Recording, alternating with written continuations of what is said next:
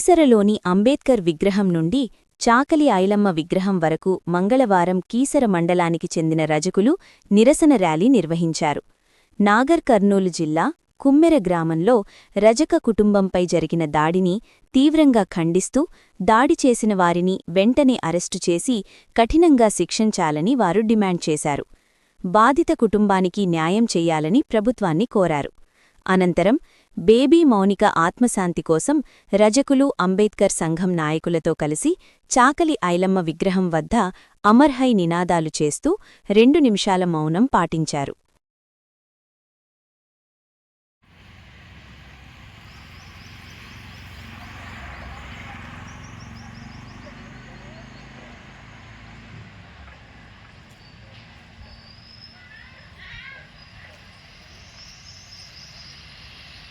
ఉందో సెక్షన్ ప్రకారంగా వాళ్ళు అటెంప్ట్ మర్డర్ కేసుని అరెస్ట్ చేయాలని చెప్పేసి అడిగితే పోలీసు వాళ్ళు కూడా వాళ్ళ స్థాయిలో వాళ్ళు విచారణ చేసామని చెప్పి కేసును పక్కదారి వచ్చడం కనిపిస్తూ ఉంది. కాబట్టి ఈ విషయంలో ఒక్కసారి ఆలోచన చేయాలి. రాష్ట్ర ప్రభుత్వం, కేంద్ర ప్రభుత్వం ఆలోచన చేసి భారతదేశంలో ఉన్నటువంటి వ్యక్తులందరూ కూడా రక్షణ కల్పించే విధంగా ముందుకు వచ్చి ఈ రజక బిడ్డకు పూర్తిస్థాయి న్యాయం చేయాలని చెప్పి నేను మనసారి కోరుకుంటా ఉన్నాను. దీనికి ప్రభుత్వం కనుక చట్టపరంగా చర్యలు తీసుకోకపోతే కీసర అంబేద్కర్ సంఘం నుంచే మేము పూర్తిస్థాయిలో మద్దతును రజ సంఘానికి ఇచ్చుకుంటూ ఏ ఉద్యమానికి శ్రీకారం చుట్టమన్నా కూడా మేము పూర్తిస్థాయి మద్దతు తెలియజేసుకుంటూ జై భీమ్. సమంజసం. మేము పీల్చే గాలి, తాగే నీరు, వచ్చే సూర్యుడు వెళ్తురు మాకు తాకట్లేదా? మాకు తాకిన వెళ్తురు మీకు తాగడం లేదా? ఇవన్నీ లేకుండా మీకు ఎక్కడి కులం, ఇంకెక్కడి మతం, ఇంకెక్కడున్నారు? మనం ఏ ద్వాపర యుగమో కలియుగమో కాదు. ఇది కలియుగంలో ఉన్నాము.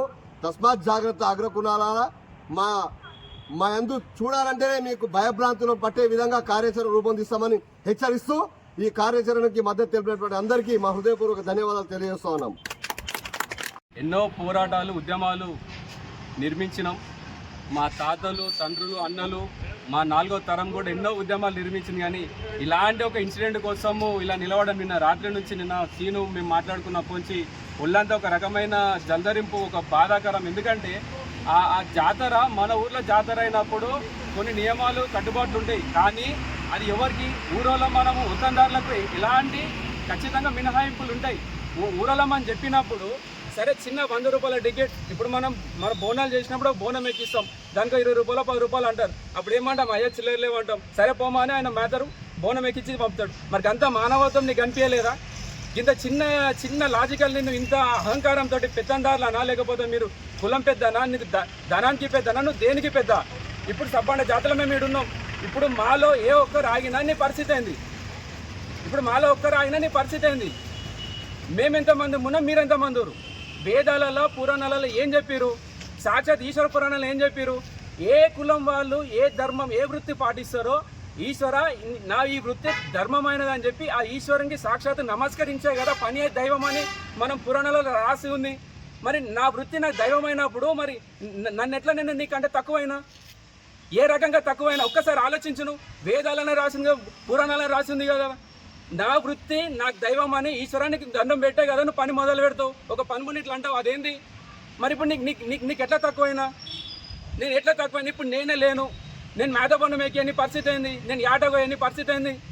ఇప్పుడు సంఘాలు కానీ ఎవరైనా కూడా చాకలి ఐలమ్మ విగ్రహం దగ్గరికి రావడానికి ముఖ్య కారణం, ముఖ్యంగా దేవాలయాల్లో కూడా ఇప్పుడున్న సమాజంలో కూడా చిన్నపిల్లని చూడకుండా కుల అహంకారంతో తన్ని చంపినటువంటి దుర్మార్గులకు వెంటనే శిక్షించాలి. ఇలాంటివి కూడా అంబేద్కర్ రాసిన చట్టం ఎటుపోతుంది, రాజ్యాంగము అమలు పరచకుండా ఇలాంటి దుర్మార్గాలకు వకాసు పలుకుతున్న ప్రభుత్వానికి కూడా మేము హెచ్చరిస్తూ ఉన్నాం. కాబట్టి ముఖ్యంగా కుల వివక్ష ఇంకా కూడా మనము సిటీకి దగ్గర ఉన్నాం కాబట్టి మనమందరం కలిసి కట్టుకోవడం. మారుమూల గ్రామం మన ఆజిపూర్లో గత 9 సంవత్సరాల నుంచి మన కీసరకు స్కూల్కి వస్తున్న పిల్లల్ని అత్యాచారం చేసి అదే బావిలో చంపిన దుర్మార్గుడు అయినటువంటి శ్రీనివాసరెడ్డిని ఇంకా భువనగిరి జైల్లో నిద్రిస్తూ తింటూ పండుకున్నాడు. కాబట్టి అలాంటి వారిని ఫస్ట్ ఉరిశిక్ష విధించాలి.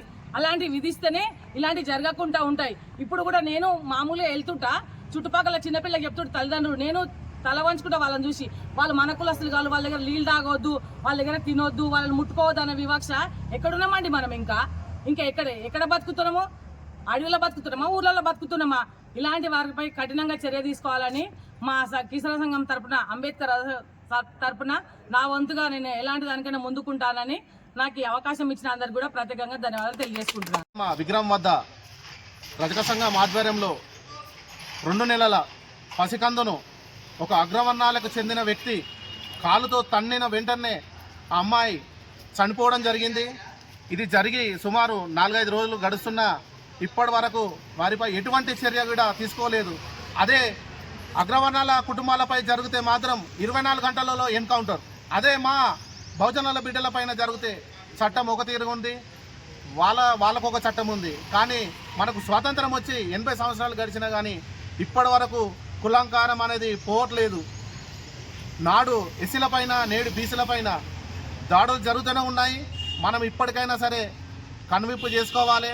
ఏ కుల వాళ్ళ పైన సరే దాడి జరిగిందంటే మనం అందరం ఐక్యంగా ఉండాలి. ఎందుకంటే మన దేశంలో ఒక కోవా బన్ను ఈ అప్డేట్స్ కోసం మా ఛానల్ని సబ్స్క్రైబ్ చేయండి.